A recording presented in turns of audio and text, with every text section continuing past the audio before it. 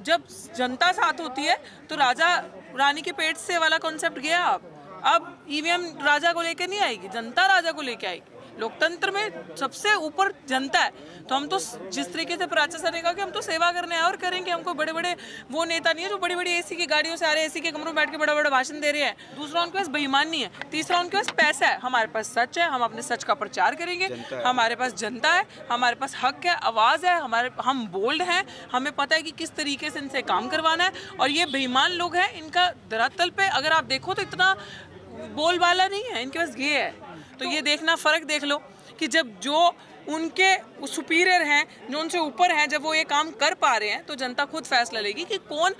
अगर मैं अपने लिए लड़ने के लिए सक्षम नहीं हूँ तो मैं आपके लिए क्या लड़ूंगी भाई? पहले तो मैं अपने लिए सक्षम हूँ, तो यही चीज़ जनता फैसला करेगी। नंबर सेकेंड, कितने रेप हुए? पढ़ रही है बेटियाँ, भुखमरी की कगार पे हम लोग हैं पैसा, युवा बेरोजगार है। इस देश का विश्व गुरु बनाने की बात करते हो, विकसित भारत। रियलिटी तो ये है कि देश में 24 घंटे बच्चे भूखे रहते हैं, खाना तक खाने को नहीं है। ये बड़ी बड़ी बात करेंगे भैया। ये देखो, इनके चेहरे देख लो, धूप मिट्टी में क्या हो रखे हमारे चेहरे। मोदी जी के चेहरे एकदम चमकते।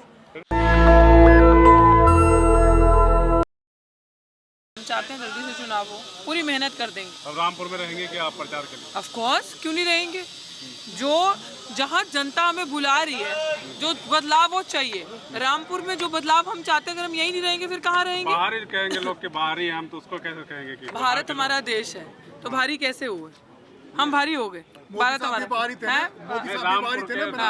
रामपुर के आप कैसे कह सकते हो रामपुर, जिन्होंने नाम आपने देखा कि जितना परिवार हमारा था, अभी जो नॉमिनेशन हुआ, जिन लोगों ने साइन किए, सिग्नेचर्स किए, सब हमारे अपने हैं। भारत का संविधान और दिल्ली खासकर एक ऐसी जगह है कि जहाँ पे आप रहते हो तो तमाम जगहों के लोग वहाँ आते हैं। ऐसे तो मुझे आप दिल्ली में भी बाहरी कहोगे, हैं मेरा आधा परिवार जम्मू से, आधा पंजाब से, तो मुझे आप कहोगे भैया दिल्ली में क्या कर रही हो।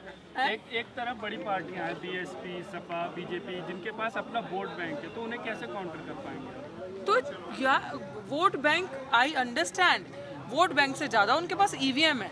दूसरा उनके पास बेईमान नहीं है, तीसरा उनके पास पैसा है। हमारे पास सच है, हम अपने सच का प्रचार करेंगे।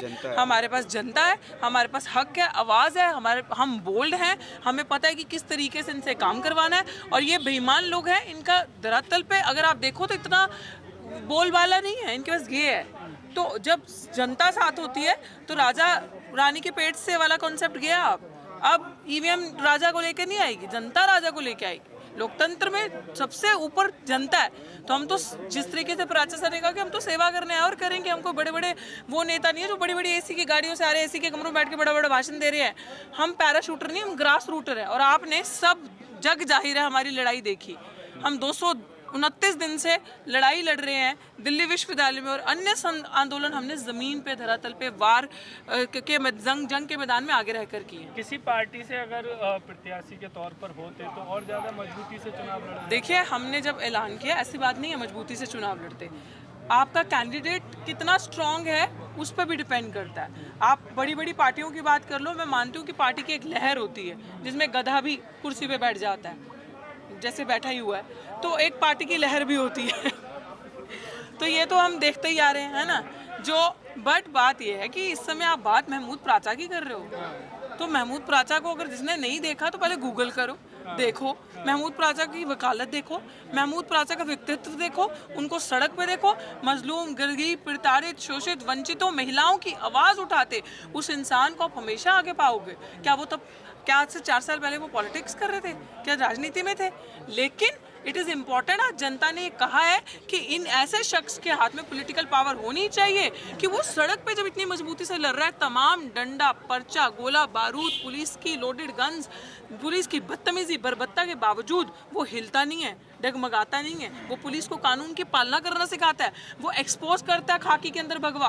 तो this is the right time. ऐसे इंसान को जनता का नेतृत्व करना चाहिए, और ऐसा इंसान अगर संसद में जाएगा तो सोचो फिर हमारे लिए कितना कमाल होगा। And this is the right time. Rampur में जिस तरीके से हमारे बच्चे की बर्बरता से दलित बच्चे की मौत हुई, इस तरीके से बढ़ती, और जब वोटिंग की बात आना, और ये चोर पार्टी जो अपने कैंडिडेट्स को जिताती है तो मुसलमानों को वोट नहीं डालने दिया, टारगेट आ जाके कौन है? दलित मुस्लिम, है पिछड़ा समाज, यही हम ही तो है ना टारगेट। आबादी में हम ही सबसे ज्यादा, तो अब हम मूर्ख थोड़ी बनेंगे इनके कहने पे।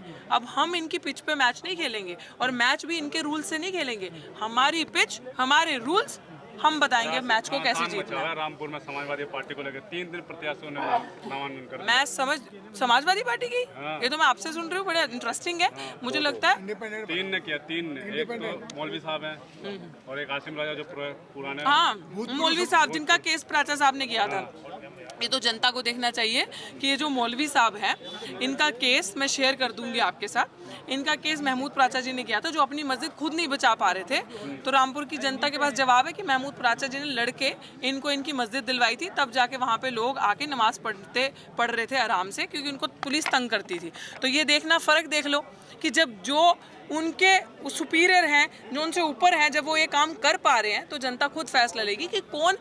अगर मैं अपने लिए लड़ने के लिए सक्षम नहीं हूँ तो मैं आपके लिए क्या लड़ूंगी भाई?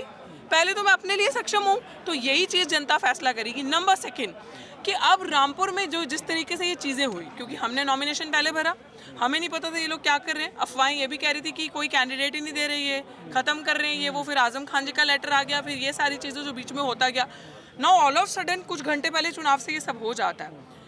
हम अखिलेश जी के साथ हैं। वी टू बिलीव कि अच्छे इंसान हैं, अच्छा काम कर रहे हैं, बड़े नेता हैं। बैठ के बात करनी चाहिए, सभी कैंडिडेट्स को बिठाना चाहिए। उनको ये देखना चाहिए कि जनता में किसका वजूद सबसे ज़्यादा है, कौन जनता के लिए काम करेगा, कौन टिकट जीत सकता है। टिकट जीतना ये मतलब नहीं कि अपने घर की राजनीति करना, जनता के लिए कौन काम कर सकता है और जनता जिस पे विश्वास करके वोट दे, वोट वेस्ट ना हो। और कौन बीजेपी से, ईवीएम से डट के मुकाबला कर सकता है और इनको एक्सपोज कर सकता है। And I think the choice is no better than the mister Mehmood Pracha. की गारंटी से कैसे लड़ेंगे? अरे उसकी अपनी गारंटी है, उसकी अपनी गारंटी है। अब उनकी गारंटी की बात कर रहे हो, बची बेटियां, कितने रेप हुए, पढ़ रही है बेटियां, भुखमरी की कगार पे हम लोग हैं, पैसा, युवा बेरोजगार है। इस देश का विश्व गुरु बनाने की बात करते हो, विकसित भारत। रियलिटी तो ये है कि देश में 24 घंटे बच्चे भूखे रहते हैं, खाना तक खाने को नहीं है। ये बड़ी बड़ी बात करेंगे भैया। ये देखो, इनके चेहरे देख लो, धूप मिट्टी में क्या हो रखे हमारे चेहरे। मोदी जी के चेहरे एकदम चमकते। कि अब रामपुर में जो जिस तरीके से ये चीज़ें हुई, क्योंकि हमने नॉमिनेशन पहले भरा, हमें नहीं पता था ये लोग क्या कर रहे हैं। अफवाहें ये भी कह रही थी कि कोई कैंडिडेट ही नहीं दे रही है, ख़त्म कर रहे हैं ये वो। फिर आजम खान जी का लेटर आ गया, फिर ये सारी चीज़ें जो बीच में होता गया। नाउ ऑल ऑफ सडन कुछ घंटे पहले चुनाव से ये सब हो जाता है। हम अखिलेश जी के साथ हैं। वी टू बिलीव कि अच्छे इंसान हैं, अच्छा काम कर रहे हैं, बड़े नेता हैं। बैठ के बात करनी चाहिए, सभी कैंडिडेट्स को बिठाना चाहिए। उनको ये देखना चाहिए कि जनता में किसका वजूद सबसे ज़्यादा है, कौन जनता के लिए काम करेगा, कौन टिकट जीत सकता है। टिकट जीतना ये मतलब नहीं कि अपने घर की राजनीति करना, जनता के लिए कौन काम कर सकता है और जनता जिस पे विश्वास करके वोट दे, वोट वेस्ट ना हो। और कौन बीजेपी से, ईवीएम से डट के मुकाबला कर सकता है और इनको एक्सपोज कर सकता है। And I think the choice is no better than the mister Mehmood Pracha. की गारंटी से कैसे लड़ेंगे? अरे उसकी अपनी गारंटी है, उसकी अपनी गारंटी है। अब उनकी गारंटी की बात कर रहे हो, बची बेटियां, कितने रेप हुए, पढ़ रही है बेटियां, भुखमरी की कगार पे हम लोग हैं, पैसा, युवा बेरोजगार है। इस देश का विश्व गुरु बनाने की बात करते हो, विकसित भारत। रियलिटी तो ये है कि देश में 24 घंटे बच्चे भूखे रहते हैं, खाना तक खाने को नहीं है। ये बड़ी बड़ी बात करेंगे भैया। ये देखो, इनके चेहरे देख लो, धूप मिट्टी में क्या हो रखे हमारे चेहरे। मोदी जी के चेहरे एकदम चमकते। तो 400 पार को नारा दे। हाँ, 400 पार का नारा इसलिए दे रहे हैं ना, क्योंकि उनको पता है कि ईवीएम सेट कर लूंगा, इनको लेफ्ट राइट लगा दूंगा, आधे लोग भाग जाओ अरविंद केजरीवाल की अरेस्ट के पीछे, वहाँ पे अटेंशन लग दो, आधे एमएलए एमपी खींच लो, फिर मैं बोलूंगा कि जी ईवीएम मैनिपुलेट कर लेता हूँ, तब तक पीछे से और फिर 400। बिल्कुल बिल्कुल बिल्कुल, ये पहले अपना विकास कर लें। और मुझे लग रहा है इनको कोई दूर पहाड़ पे कुछ देखना चाहिए, पीसफुल स्पेस, और जाके अब उसमें ध्यान में बैठना चाहिए, मेडिटेशन करना चाहिए, तभी बर्बाद होने से भारत बचेगा। वरना ये बंदा तो भारत को बिल्कुल जो इन, क्योंकि ये लोग तो तोड़ना ही चाहते हैं ना, भारत के अगेंस्ट है, ख़त्म करना चाहते हैं। और जब तक ये लोग रहेंगे, ना बेटी सुरक्षित रहेगी, ना बहन, ना बच्चे, ना युवा, और भुखमरी तो आपको पता ही है, किसी के पेट में रोटी भी नहीं रहेगी। 4 जातियां बस, महिलाएं हैं, क्या? मजदूर है, गरीब, 3 जाति बता। तो फिर मोदी जी कैसे बताते हैं मैं ओबीसी हूँ? हैं? जब जाति नहीं, सारी राजनीति मोदी जी की धर्म और जाति के नाम पे है और हमें बता रहे हो अब जाति नहीं है। ये तो मीडिया का प्रोपेगेंडा है कि जो मीडिया ने मोदी को भगवान बना दिया, जो भगवान से भी ऊपर, राम जी से भी ऊपर मोदी को बता दिया। भाई भगवान से भी ऊपर मोदी हो सकता है? तो ये मीडिया की बातें हम नहीं मानते और अमूमन मुझे ऐसा लग रहा है कि जो जनता की आवाज़ है, जनता समझ चुकी है कि भैया ये ढोंगी है, ये कुछ मतलब इसका कोई बेस नहीं है, ये बस बरगलाएगा, बोलेगा, जुमले फेंकेगा। नेशनल दस्तक की आपसे गुजारिश है कि अगर इसको बचाना चाहते हैं तो नेशनल दस्तक को सब्सक्राइब करने के लिए रेड कलर के सब्सक्राइब बटन को दबाएं, फिर बेल आइकन की घंटी दबाएं। नेशनल दस्तक को बचाने के लिए बहुत जरूरी है कि हर खबर को शेयर करें, लाइक करें, कमेंट जरूर करें।